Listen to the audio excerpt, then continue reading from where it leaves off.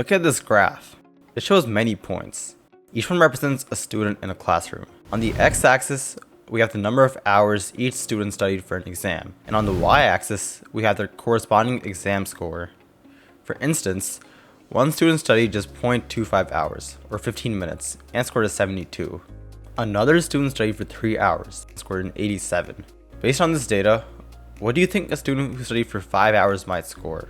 You probably made an estimate, something like maybe around 98. Without even realizing it, you likely imagined a line going through the data, a line of best fit, and then looked up where it would land at 5 hours. For us humans, estimating this line can be pretty intuitive. We can visually scan the scatter plot and mentally draw a straight line that seems to fit the trend. But for a computer, it's not so simple. A computer doesn't see the points like we do. Instead, it uses a mathematical approach to find the best fitting line. One powerful algorithm it uses is called gradient descent. Here's the basic idea. The computer starts with a random line. That line is defined by the equation y equals mx plus b, where m is the slope, also sometimes known as the weight, and b is a y-intercept, sometimes known as the bias. Let's say it starts with m equals -10 and b equals 90. Now the computer needs to figure out how good or bad that line is. It calculates something known as loss, which measures how far the line's predictions are from the actual data points. A common way to do this is mean squared error, or MSE. MSE works by taking each data point, calculating the difference between the actual y value and the predicted y value from the line, squaring that difference to avoid negative errors canceling out, and summing up all those squared differences. This sum is called L2 loss. Finally, we divided by the number of points to get the mean squared error. With this error calculated, the computer now needs to adjust the line to reduce the error.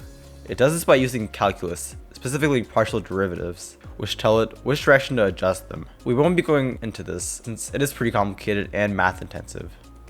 These small updates continue over many iterations, gradually improving the line. This entire process is called gradient descent. Eventually, the changes in the error become so small that we stop updating.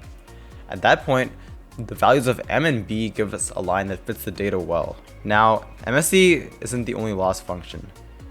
There's also mean absolute error, or MAE. It's calculated similarly, but instead of squaring the differences, we take the absolute value. The sum of these absolute differences is called L1 loss, and dividing by the number of points gives us MAE. So when should you use MSE versus MAE? MSE and L2 loss are more sensitive to outliers, because squaring the error makes larger errors even larger. If you want your model to pay attention to those outliers, use MSE.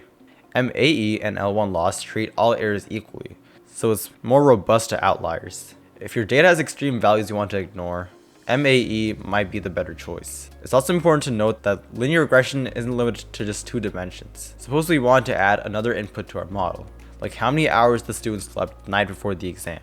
Now, we're working in 3 dimensions. X is the number of hours studied, Z is the number of hours slept, and Y is still the exam score. In this case, the regression model becomes a plane, not just a line. A plane is just a 2-dimensional surface. The equation now looks like this. Y equals m1x plus m2z plus b. Here, m1 is the weight or slope for study hours, m2 is the weight for sleep hours, and b is still the y-intercept. Gradient descent still works in the same way. It adjusts all the weights, m1, m2, and so on, and the bias, b, to minimize the loss. You can keep adding more input variables, maybe class attendance, number of practice problems solved, or hours tutoring, and the model just expands to higher dimensions. However, while a computer can easily handle regression in 4, 5, or even 100 dimensions, humans can't visualize anything beyond 3D. So although the math and the training process stay the same, it becomes impossible for us to intuitively see or draw what the model looks like in higher dimensions. Now, we will look at implementing linear regression in Python using scikit-learn, a library for basic machine learning algorithms. The first thing I'm going to do is installing the necessary libraries. We need scikit-learn, obviously, NumPy for arrays and computations, as well as matplotlib for graphing our data. Now I'm going to import these into the program using import statements. Next, I'm going to paste in our data. X represents the time studied by the students, and Y represents their corresponding exam scores. Notice how they're both NumPy arrays and how X is in this format. Now we're going to make the actual model.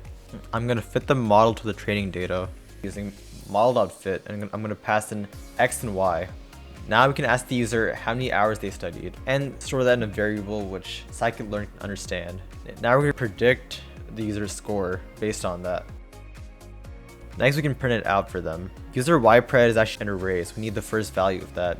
And we need to round it because it'll give us a long decimal if we don't.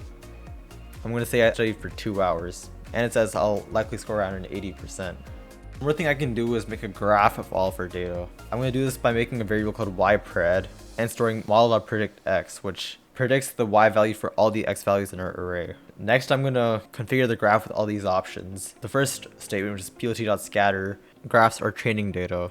plot.plot makes the line. And I can also label the axes using .xlabel and .ylabel. And I can give the graph a title. I can also show a graph legend and show a grid as well. Finally, I'll use plot.show to show the graph.